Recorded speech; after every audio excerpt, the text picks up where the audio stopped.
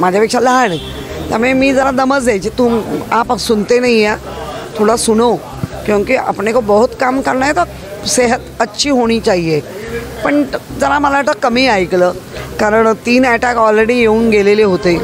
त्याने थोडं सतर्कतेने जर केलं असतं, अर्थात ते नियतीला काय मान्य होतं ते आज आपण नाही सांगू शकत, पण केलं असतं तर कदाचित अजून 10 वर्ष 15 वर्ष ते आपल्यामध्ये राहू शकले असते, असा आमची भाबडी आशा.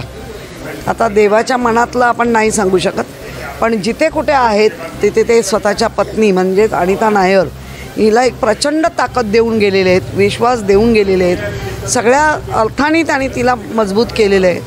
त्यामुळे तिलाही ती ताकद मिळावी अशी ईश्वरचरणी प्रार्थना करतो. आणि ज्या पक्षात ते वावरत होते सचिन भाऊंचा हनुमंत म्हणून, तर त्या पक्षाला त्यांनी एक उभारी दिली होती.